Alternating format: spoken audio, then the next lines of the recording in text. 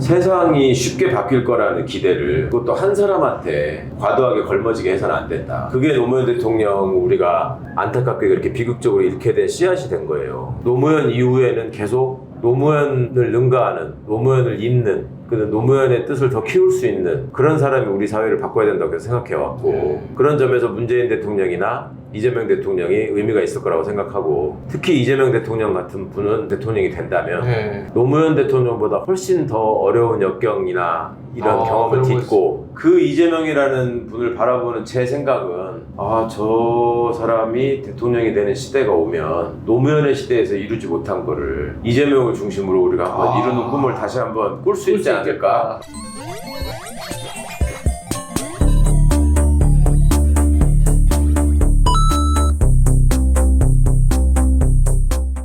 네, 여러분들 반갑습니다. 저희가 이제 민주 진영에서 유일하게 술을 한잔하면서 하는 방송이기 때문에 많은 분들이 이런 걱정을 하세요. 아니, 술 먹으면 분명히 촬영 때문에 차 갖고 다닐 텐데 이거 집에 어떻게 가세요? 막 이런 분들이 있는데, 그럴 때 저는 대박 114 대리운전 앱을 통해서, 대리를 통해서 집에 귀가를 합니다. 안전하게. 대박 114 대리는 뭐 제가 광고 뭐 이걸 떠나서 실제로 여러분들 제가 운행 내역을 보여드릴게요. 이게 제 운행 내역인데 이렇게 촬영할 때마다 대리운전을 불러서 가거든요. 근데 대리를 부를 때 가장 중요한 건 두 가지입니다. 첫 번째, 얼마나 빨리 배차가 되느냐. 내가 술을 먹고 집에 빨리 가야 되는데 대리가 안 잡히면 엄청 스트레스 받거든요. 근데 대박 114 대리운전을 통해서 대리를 부르게 되면 배차가 굉장히 빠르고요. 두 번째는 가격이 합리적이어야 됩니다. 대박 114 대리는 가격도 굉장히 합리적이고 저렴하고 친절하다. 여기가 굉장히 이벤트도 많습니다. 아래에 저희가 이제 더보기나 댓글에 설치 링크를 고정을 해놓는데요. 설치 링크를 통하여 설치한 모든 고객한테는 메가커피 쿠폰을 증정한다. 그리고 두 번째, 5명 추천 시 교촌 세트를 또 증정해 드립니다. 근데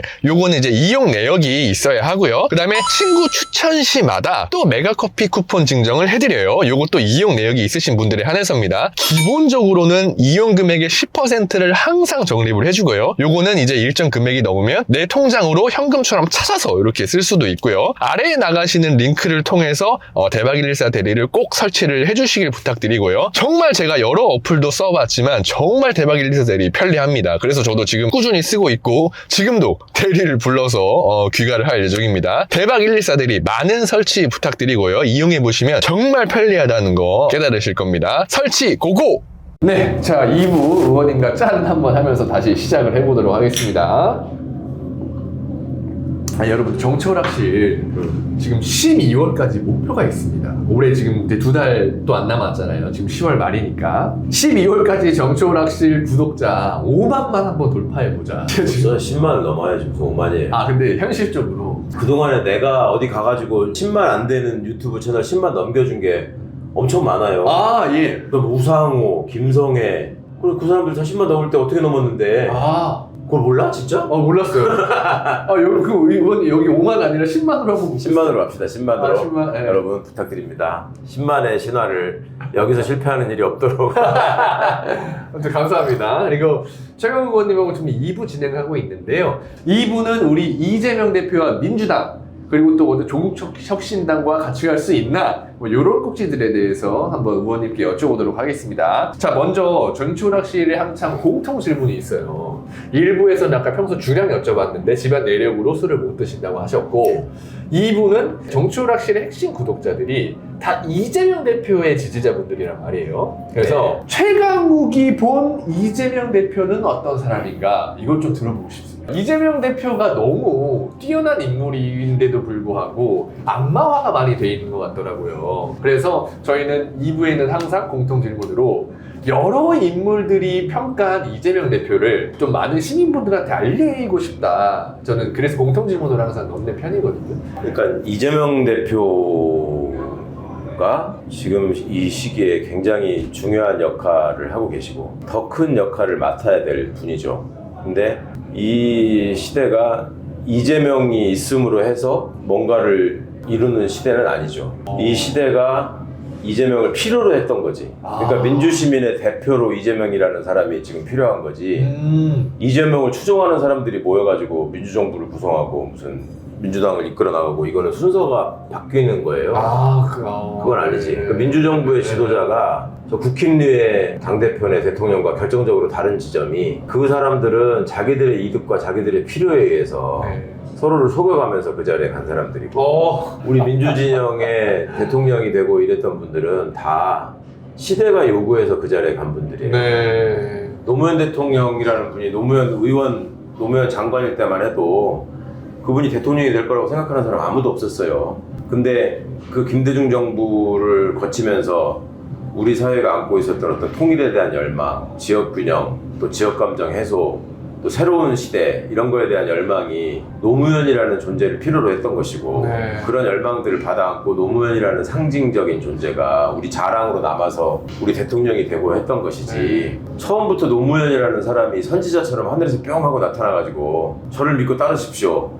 세상을 구원할 수 있습니다. 이렇게 된 게 아니라 그렇게 된 게 아닌데 순서가 달라요. 네. 이명박은 근데 어떻게 대통령이 됐느냐? 그 사람이 가지고 있는 그런 그 재물에 대한 욕망, 그 다음에 그 타고난 술수 네.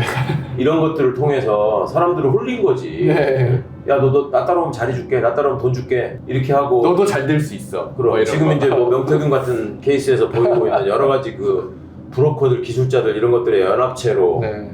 서울시장이 되고 거기서 청계천 그 콘크리트화를 통해 가지고 국민들 눈을 속이고 그런 국가를 들어먹은 거 아니에요. 국가에서 또 사대강하고. 네. 그것도 어찌 보면은 우리 사회가 갖고 있는 욕망이 이명박을 선택한 거죠. 노무현을 통해서 충분히 소탈함과 진심과 이런 것들을 그러니까 서민적인 만끽을 했으니 국민들한테 이제 다른 또 욕망이 분출한 거지. 이제 저렇게 나도 좀 지저분하게 살더라도 돈을 많이 벌고 싶다. 또 이제 IMF 경제 위기를 겪고 나서 세상이 좀 이렇게 우리 사회가 많이 바뀌었으니까 그 와중에서 생긴 이제 각자 도생 의식들이 이제 이명박 때 한번 꽃을 피운 거죠. 그러니까 그런 거라서 이재명 대표가 이 시기에 우리의 중심에 있다라고 하는 게 시대적인 가치로서 존재로서 굉장히 소중한 거죠. 근데 경계해야 될 거는 이재명을 무슨 절대자처럼 생각하고 메시아처럼 생각해가지고 이재명이 대통령만 되면 세상의 모든 문제가 다 사라지고 이 세상은 낙원이 될 거야. 이건 아니거든. 야, 이재명이 대통령 되면 싹 다 쓸어버릴 줄 알았는데 왜 안 되는 거야? 이런 생각이 들 수 있단 말이에요. 또 우리가 자칫 잘못 생각하면. 예전에 제가 한번 그런 시행착오를 겪어봐서 그래요. 저는 노무현 대통령이 되기를 간절히 염원했던 사람이고 그걸 통해서 우리 사회가 안고 있었던 독재 잔재, 그 다음에 민주화를 통해서 이뤄야 되는 숙제 이런 게 다 해결될 수 있을 거라고 기대했어요. 그리고 그때까지만 해도 우리 정치의 과정이 점점 민주주의가 발전하는 쪽으로 나가고 있었다고. 박정희 이후에 전두환이가 또 쿠데타를 해서 이상한 정권이 됐지만 전두환보다는 노태우가 상대적으로 민주적인 정권이었고 상대적으로. 노태우보다는 김영삼이 YS가. 당연히 상대적인 민주적인 정권이었고 김영삼보다는 김대중이 당연히 더 그렇고 김대중보다 노무현이 더 그렇고 그러니까 저는 계속 이렇게 민주주의의 그래프로 보자면 계속 우상향하던 시대를 청년 때 살아본 사람이야. 그러니까 나는 노무현 시대에 이거는 완성을 할 것이다 라고 기대를 하고 정말 염원하고 앞장서서 뛰었단 말이에요. 네. 그런데 결과는 그렇지 않았어요. 알았어요. 노무현 이후에 우리가 이렇게 팍 떨어진 거예요. 그때의 그 절망, 물론 지금 윤석열이가 나라를 망가뜨리는 이거의 절망에 비춰보면 작은 거지만 그때 그 느낀 절망은 그러니까 6월 항쟁을 통해서 군사적부를 몰아냈다고 생각했는데 노태우가 대통령이 되고 노무현을 통해서 민주주의를 완성할 수 있을 거라고 생각했는데 이명박이 대통령이 되고 이런 꼴을 본 거란 말이죠. 근데 그때 제가 참여정부가 뭔가를 다 이룰 듯 하면서 결국 이뤄내지 못했다라는 거에 대한 실망으로 저는 그 다음 이명박이가 나온 선거에서 민주당 후보가 정동영이었고 네. 이명박이 있었고 그 다음에 그때 무슨 제3의 후보 뭐 이렇게 돼가지고 문국현이라는 후보가 있었어요. 창조한 국현. 네. 저는 문국현 후보를 지지했던 사람이야 그때. 그래요. 네.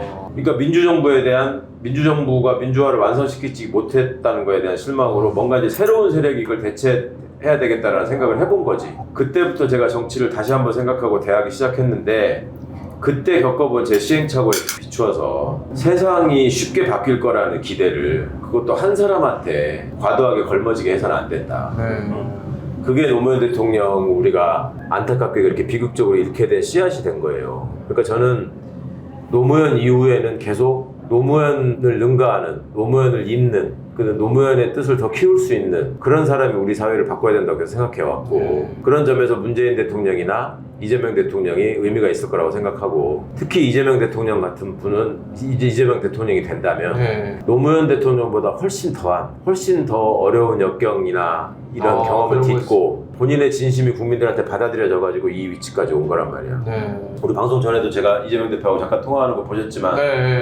이재명 대표하고 저하고는 그렇게 막 엄청나게 같이 부대끼면서 뒹굴고 그렇게 친한 사이는 아니지만 예전에 변호사 할 때부터 서로 리스펙하는 사이라고는 알고 있어요. 그러니까 서로 그냥 존재를 알고 있고 존중하는 사이였는데 존중하는 사이 그러니까. 그 이재명이라는 분을 바라보는 제 생각은 저 사람이 대통령이 되는 시대가 오면 노무현의 시대에서 이루지 못한 거를 이재명을 중심으로 우리가 한번 이루는 꿈을 다시 한번 꿀 수 있지 않을까. 그게 이 시대의 이재명의 가장 소중한 지점인 것이지 우리 시대가 지금 이런 상황에서 이재명의 역할이 너무너무 필요한 지점들이 있는 거예요. 근데 그런 건데 막 이재명이 최고야 막 나는 이재명을 위해서 죽을 거야. 이게 무엇을 위한 것인지 생각해 봐야 돼. 이재명 개인을 위한 것인지. 그러니까 솔직히 일단 첫 번째로 이재명 대표님을 이렇게 평가해 주시는 분은 사실 처음 봤고요. 물론 다 각자의 그 평가 방식이 있지만 이렇게 정말 역사와 어떤 과거와 미래를 한 번에 아울러서 이재명이라는 사람을 평가해 주는 소름이 끼쳤고 듣다가 아니 한국을 포함한 민주주의 사회에서 우리 이재명 대표가 걸어왔던 그런 경로나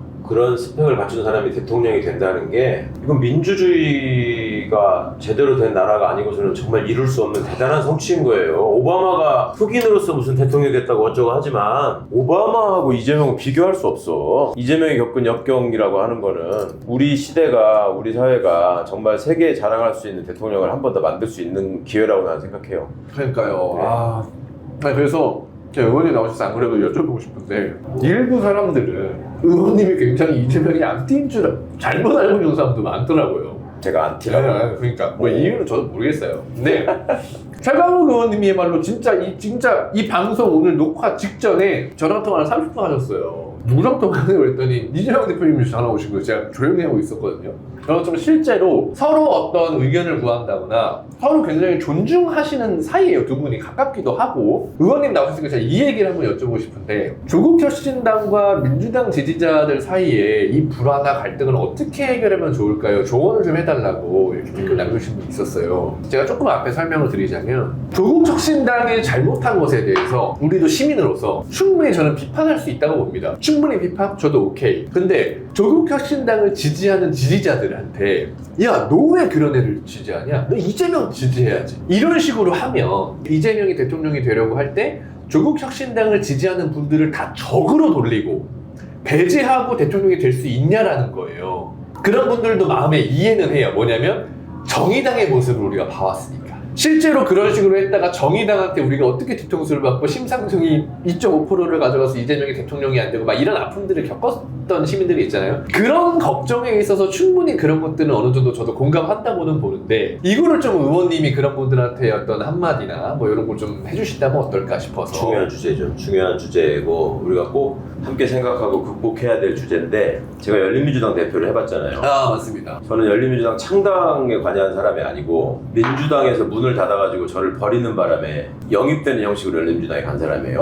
그 과정이라는 게 뭐 아주 복잡한 경로나 이상한 어떤 정치적 협작 같은 게 있었는데 그때 열린민주당을 통해서 분출되던 민주시민의 열망, 그 다음에 22대 총선에서 조국혁신당을 통해서 분출되는 열망, 이거의 실체가 무엇일까? 조금 더 선명하고 날카롭게 앞장서서 싸우는 이런 거에 대한 욕구가 있다고요. 굉장히 많이 있죠. 항상 있어 왔어요. 그게 그 전에는 정의당에 대한 기대로 표출이 됐다가 정의당이 저렇게 꼬꾸라지고 망한 거는 그 기대를 저버렸기 때문인 것이고 대안으로서 열린민주당을 한번 생각해 보셨던 거고 조국혁신당을 생각해 보시고 이런 일종의 정치 과정의 정치 실험이 지금 진행되고 있는 거예요.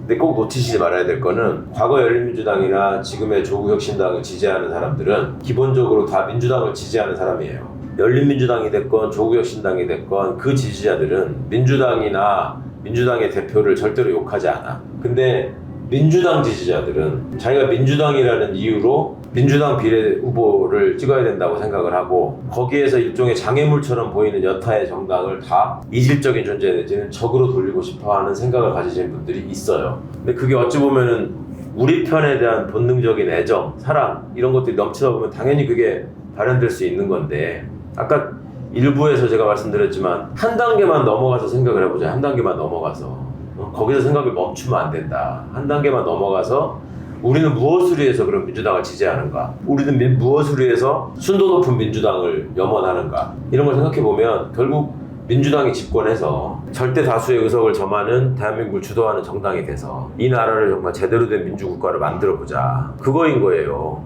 민주당이 대한민국의 모든 것을 주도하는 삼성전자를 능가하는 부와 권력을 다 한 손에 쥐어야 된다 이런 생각이 아니잖아요. 네. 이재명이라는 사람이 평생 100년, 1000년, 만년 동안 우리나라의 왕으로 남아야 된다 이래서 민주당을 지지하는 게 아니잖아요. 민주시민의 열망이라고 하는 것은 우리가 살고 있는 이 세상이 거칠고 척박하고 답답한 면이 있지만 그래도 살아 숨쉬고 있는 여러 가지 아름다운 존재들이 있기 때문에 이 아름다운 존재들이 꽃을 피울 수 있는 토양을 우리 시대에 최대한 만들어보자. 네. 그리고 그런 토양을 만들 수 있는 일꾼들을 민주당에 모아서 또 민주진보 진영이 합심해서 그걸로 꽃을 피워보자 이런 생각들을 하고 있는 거예요.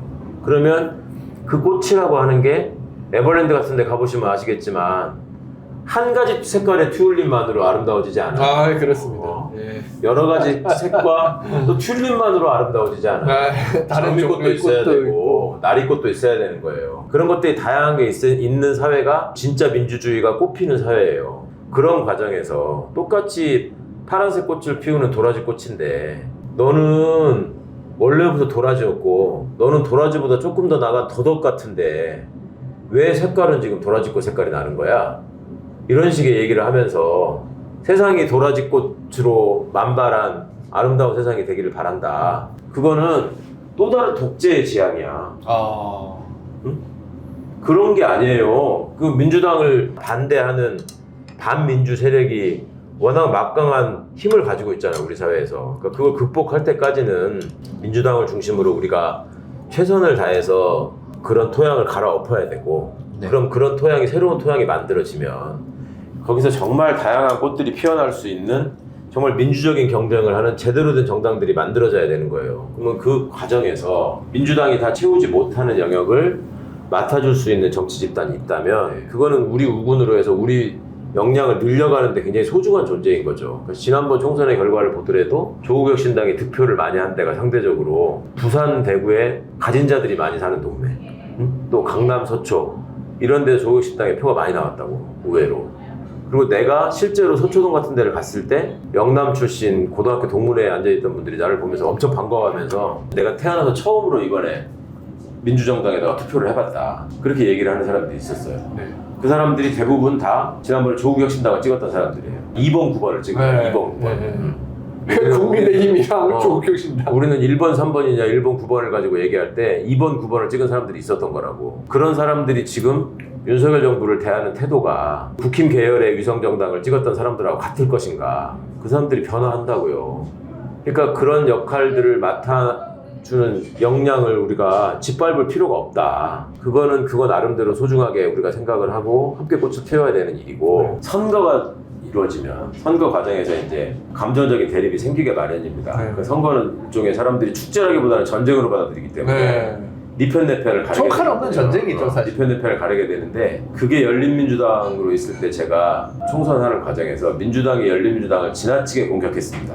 저는 열린민주당의 후보로서 단 한 번도 민주당을 폄하하거나 공격한 적이 없어요. 그리고 나중에 두고 보자. 누가 더 선명하게 열심히 싸우는지. 저는 그런 점에서는 충분히 민주당으로 당선된 어느 누구보다도 나중에 민주당에 합류해서 앞장서 싸웠다고 그건 자신 있게 얘기할 수 네. 있어요. 그렇다면 지금의 어떤 도구마에 빠져가지고 열린민주당을 그때 밟아 죽였다면 어떻게 됐을까?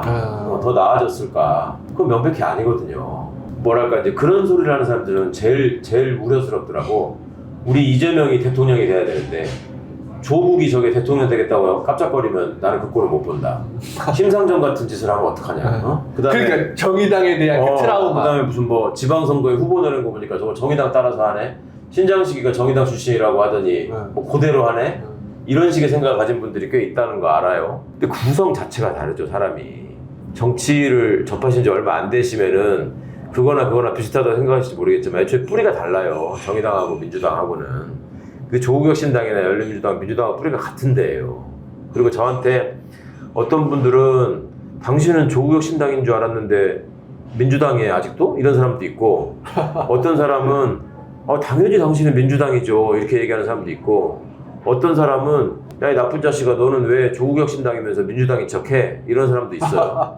그게 굉장히 황당한 얘기인 거지. 그래서 제가 민주당에 남아서 민주당원으로서 최대한 성실한 역할을 하고자 하는 이유가 그런 쓸데없는 분란을 저의 역할을 통해서 조금이라도 불식시키고 접착제 역할을 할 수 있었으면 좋겠다라는 생각을 하고 있고 실제로 의원들 간의 관계나 여러 현안에 대한 대응이나 이런 면에서 그럴 기회가 있다면 제가 얼마든지 적극적으로 나설 생각이 있고 왜 우리가 지금까지 그렇게 많은 열망들이 있었는데 제가 아까 말씀드렸잖아요. 20년 넘게 생각해하고 실천했던 과제들을 왜 이루지 못했느냐. 그거는 여전히 우리가 소수이기 때문에 그래요. 근데 그 소수에서 조금 저기가 경로가 다르다고 이거는 어떻게든지 내가 잘라내고 가야 되겠다. 그거는 아주 편협하고 위험한 생각이고 또 민주주의를 발전시키는 생각이 아니죠. 근본적으로 따져보면. 말씀 저는 충분히 전달해 주신 것 같고 저도 이제 아까 말씀드렸지만은 어쨌든 조국혁신당도 투표로 된 그 선출된 네. 그 사람들이니까 만약에 국민의 정서에 반하거나 못하는 게 있으면 저는 언제든지 비난하고 비판하는 거 솔직히 당연하죠. 인정한다고 생각합니다. 그런데 제가 우려스러웠던 지점은 뭐냐면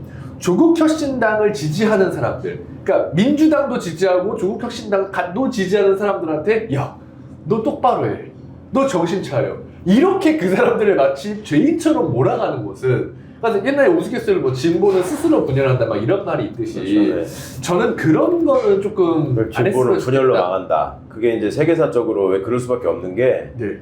진보를 자임하는 분들은 세상을 바꾸고 싶어 하기 때문에 그 생각이 잠깐의 편차가 다를 수밖에 없거든요. 네. 보수라고 주장하는 사람들은 이익이 중요하고 힘이 중요하기 때문에 그거는 뭉칠 수밖에 없어요. 그러니까 우리가 윤석열이랑 한동훈이 싸우면 재밌게 불구경 하듯이 그렇지. 우리도 조국이랑 이재명 지지자들끼리 서로 싸우고 네가 맞네 내가 맞네 너는 나쁜 놈이네 뭐네 하면 저쪽에서 또 제일 좋아하는 건 제일 윤석열이야. 좋아하는 거 저도 사실 그 지점에 사실 우려스럽더라고요. 그러니까 한 칸만 더 넘어 생각해보면 이렇게 하는 걸 누가 제일 좋아할까 이렇게 생각해보면 네. 이재명이 좋아할까 이걸 조국이 좋아할까 윤석열이 좋아할까 생각해보면 답이 나오잖아요. 네. 너무 쉬운 문제인데 아니 왜냐면 가끔 제 채널에서도 이거는 뭐 여담인데 근데 저는 약간 청년이고 저는 약간 이름이 없는 그냥 이런 저는 그냥 제가 하고 싶은 얘기 이재명 대통령 만들고 싶은 얘기를 하는 건데 저한테 너 걔는 왜 부르냐 심지어 정세현 장관님 부를 때도 정세현 저거 이낙연 지지했던 사람인데 왜 부르냐 너 또 수박이냐 제가 근데 그런 것들을 겪어오다 보면서 아니 청년이 이런 것도 방송에서 제대로 돌파하지 못하면 나 이거 유튜브 안 하는 게 낫다. 저도 당연히 이재명 누구보다 지지하고 의원님도 민주당에 대해서 얼마나 또 많은 역할을 해오신지 알기 때문에 특히 지금 우리가 힘을 합쳐서 지금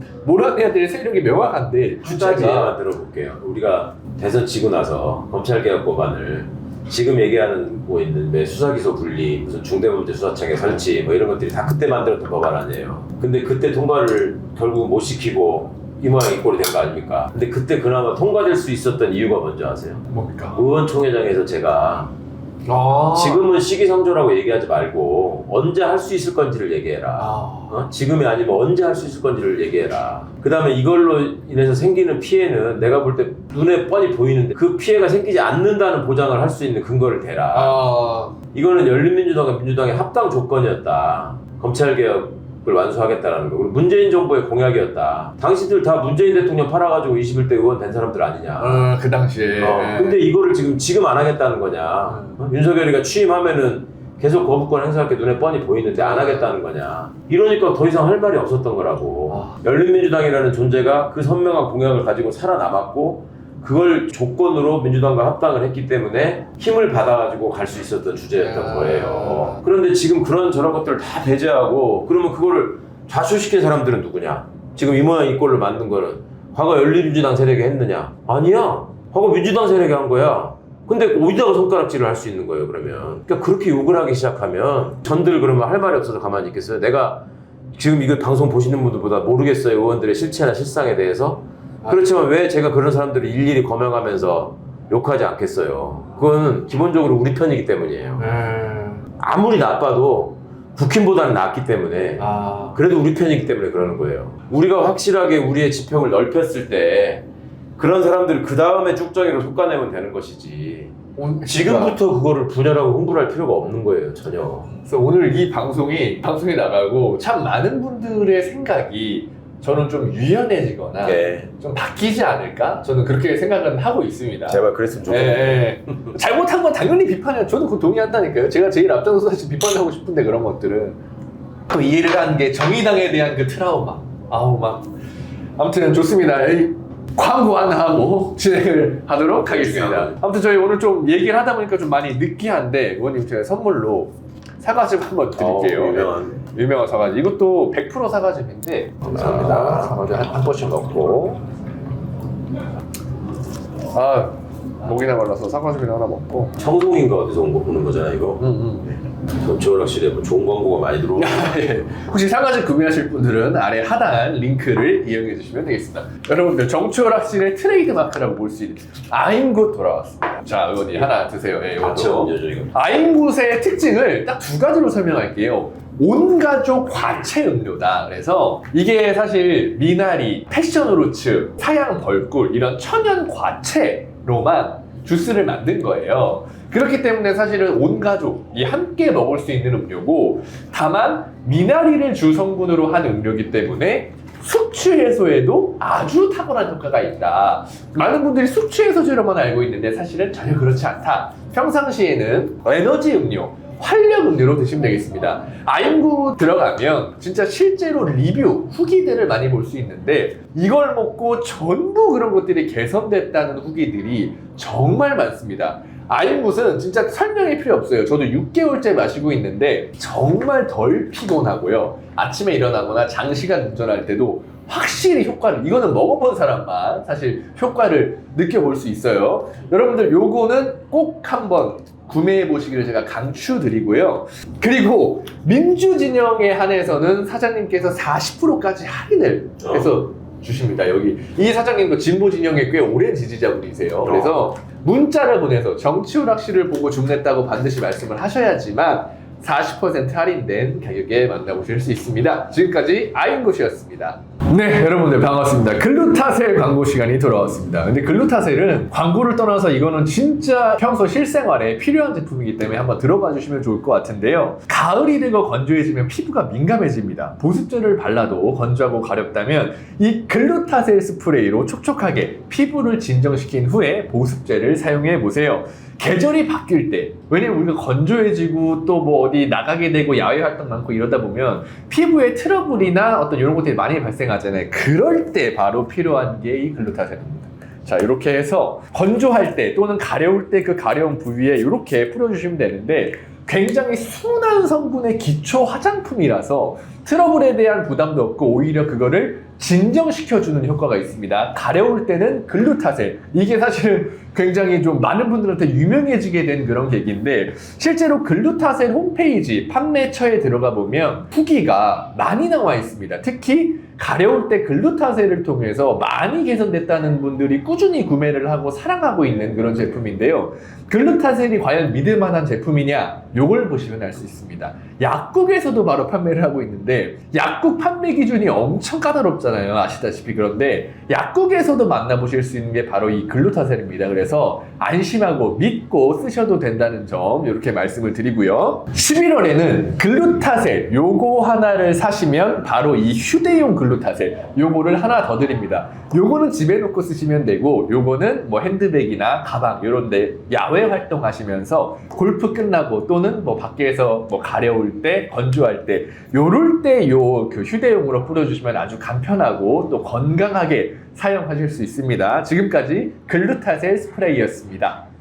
벌써 지금 의원님이랑 얘기하다 보니까 시간이 너무 잘 가가지고 아무튼 지금 시청자 질의응답 좀 남았기 때문에 요거 빠르게 진행할게요. 예, 그리고 요거는 질문을 좀 빨리빨리 답변해 주셔도 되고 제가 이건 의원님한테 사전으로 미리 공유를 안 드린 질문이기 때문에 좀 돌발 질문이 나올 수 있다는 점 양해를 부탁드립니다.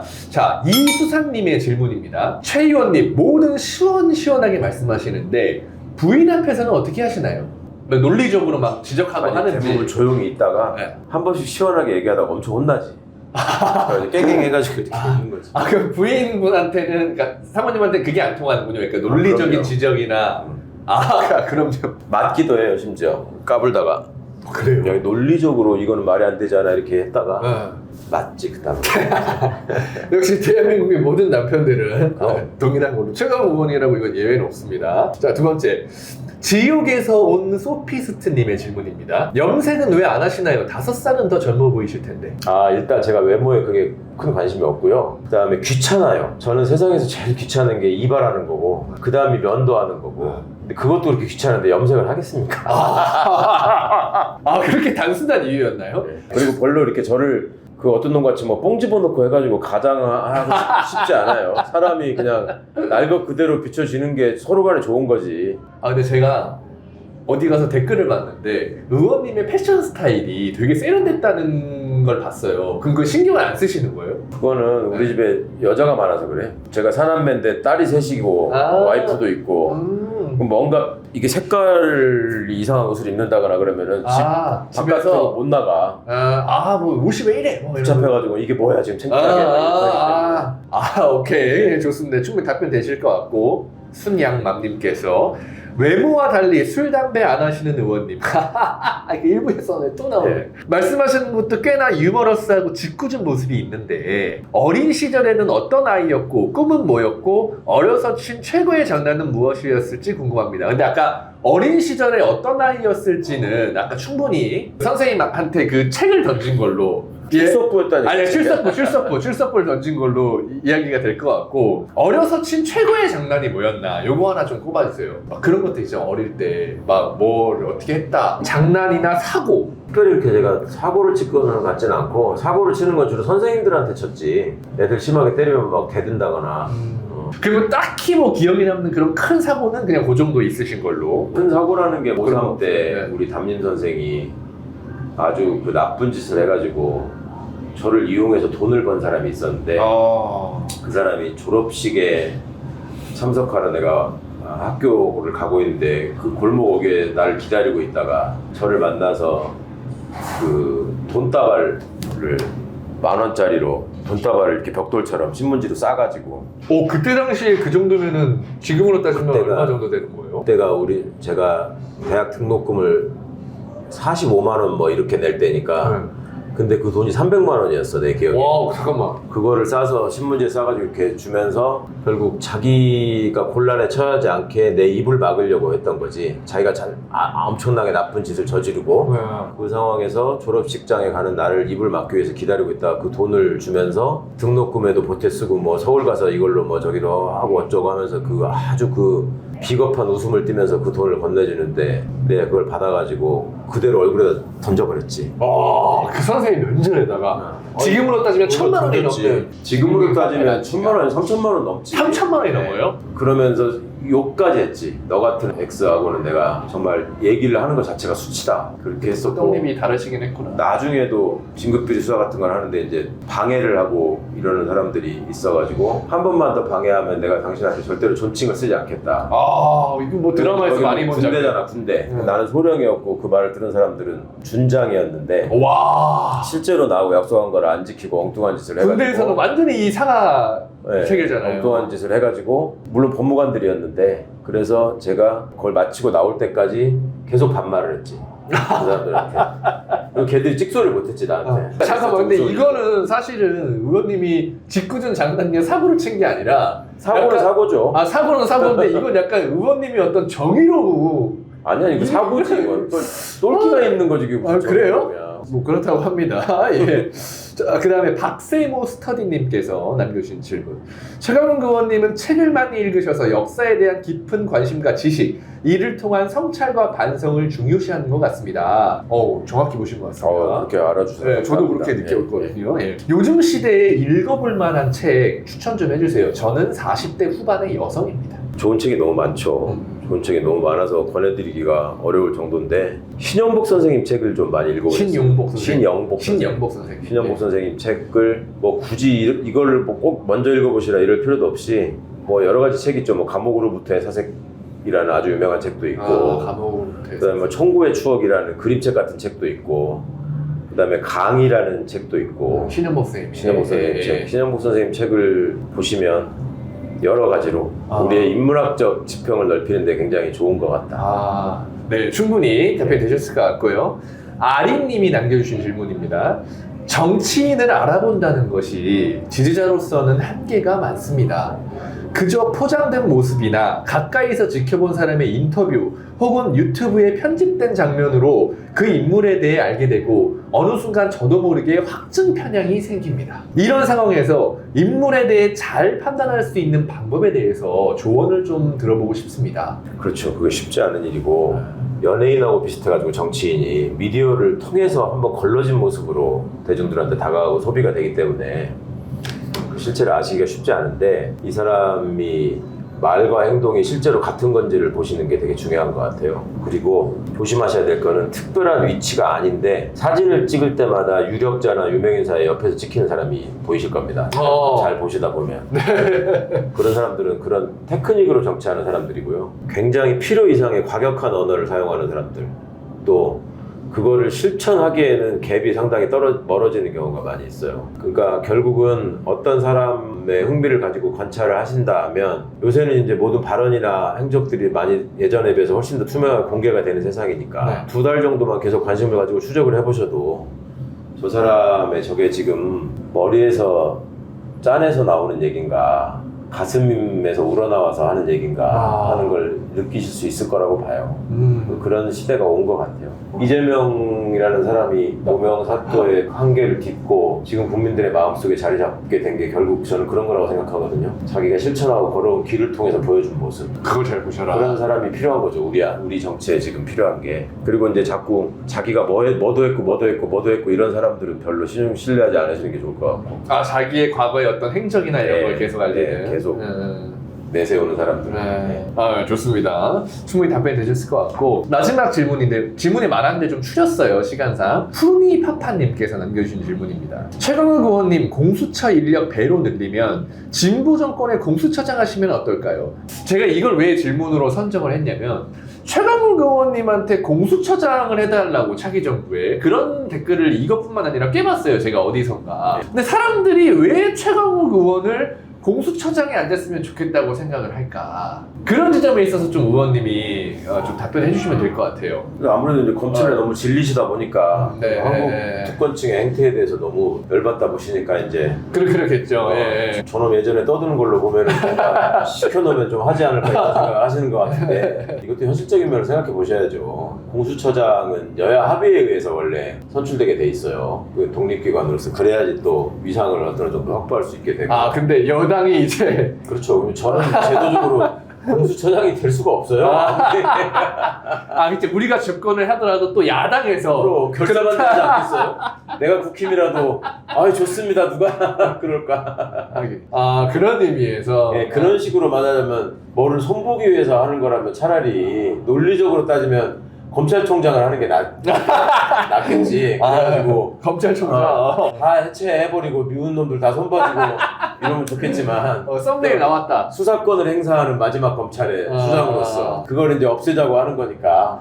최강욱 차기 이재명 정부의 검찰총장에서 검찰 해체. 딱 썸네일 지금 나오는데 어쨌든 왜 지지자들이 충분히 공수처장을 얘기하시는지 알 것 같고 차기 이재명 정부가 수립되고 이제 성공적인 정부가 되려면 저 같은 사람은 이제 그때는 저 같은 사람이 필요 없는 세상이 좋은 세상이죠. 저 같은 사람이 의미가 있는 거는 이제 워낙 정치 검찰의 바로가 심하니까 그런 거에 대한 일종의 청량제 같은 걸로 제가 필요한 거지. 저 같은 사람이 자꾸 목소리가 나오고 눈에 띄는 세상은 그게 평안한 세상이 아니에요. 뭔가 항상 이상한 일이 벌어지고 있는 세상. 충분히 답변도 되신 것 같고 아무튼 의원님이 또 뭐 어떤 역할을 하실지는 차후에 모르겠지만 일단은 이재명 대통령을 만들고 그 다음에 생각하는 걸로. 오늘 의원님 모셔서 얘기 듣다 보니까 이거 시간이다. 이렇게 빨리 가는 또 게스트는 정말 오랜만에 만나 뵌 것 같아요. 술을 안 마셔서 그런 거 아니에요? 아니 술 마시면 오히려 더 빨리 가는데 진짜로 들을 이야기가 많다 보니까 걸러낼 이야기들이 없습니다. 저희 정치오락실은 이재명 대표를 지지하시는 분들, 이재명 대표에 감동받으신 분들, 또 위로받으신 분들, 또 이재명이 대통령이 되고자 응원하시는 분들이 많은데 이런 분들한테 끝으로 좀 한 말씀 해주신다면. 아까 말씀드린 거하고도 좀 닿는 맥락인데 최근에 제가 한강 선생이 이제 막 유명해졌잖아요. 우리 한강 작가가 예전에 말씀하신 걸 이렇게 보다가 아 이분도 똑같은 생각을 하고 있었구나 싶어 되게 반가웠던 게 있어요. 한강 선생님이 뭐라고 했냐면 그분이 말을 되게 차분차분하게 하시잖아. 살찐 낙관보다는 가냘픈 희망이 우리에게 필요하다는 생각을 하고 살아갑니다. 이런 말씀을 하시더라고. 그 살찐 낙관보다 가냘픈 희망, 이거의 소중함, 이런 것들을 우리 마음속에 꼭꼭 이렇게 새겨뒀으면 좋겠어요. 그러니까 아까 말씀드린 것처럼 역사라는 게 한순간에 쉽게 나아지지 않고 인간이 가지고 있는 한계, 우리 스스로 우리의 한계를 너무 많이 느끼잖아요. 우리의 유선적인 모습도 우리 스스로가 너무 잘 알고 있고 그런 한계 때문에 우리가 보고 있는 이런 추악한 모습들도 이 세상에는 존재할 수밖에 없다는 걸 인정하고 그리고 정말로 정의는 겨우겨우 승리하고 진실은 가까스로 밝혀진다. 그렇지만 결론은 승리한다에 있고 밝혀진다에 있잖아요. 그런 날이 머지 않았다는 걸 우리가 생각하면서 그걸 잊지 마시고 가냘픈 희망을 서로 마음속에 품고 이게 모이게 되면 커다란 희망이 돼가지고 우리 세상에 꽃을 피우는 거죠. 그 가냘픈 희망의 소중함, 그리고 그 희망을 놓치고 사시는 분들이 의외로 많아요. 그래서 다른 분들에게 나의 존재가 가냘픈 희망으로서 뭔가 의미가 있으려면 우리가 어떻게 살아야 되고 내 삶을 어떻게 돌아봐야 할까, 그리고 왜 우리가 민주진보 진영의 지지자로서 왜 민주정권이 수립돼야 되는지를 사람들한테 어떻게 설득해낼 수 있을까. 이런 것들은 결국 논리보다는 사람들의 마음속에 다가가서 그 가냘픈 희망을 함께 심고 나누는 걸로 해결될 수 있는 가능성이 훨씬 높아요. 그러니까 지금 노벨 문학상 수상한 사람을 지금 배출한 나라의 국민으로서 이런 더러운 세상에 언제까지 살 겁니까? 이거는 진짜로 얼마 남지 않은 거니까 가냘픈 희망을 정말 놓치지 않으셨으면 좋겠습니다. 네, 좋습니다. 이렇게 바로 마무리하도록 하겠습니다. 고맙습니다. 네, 감사합니다.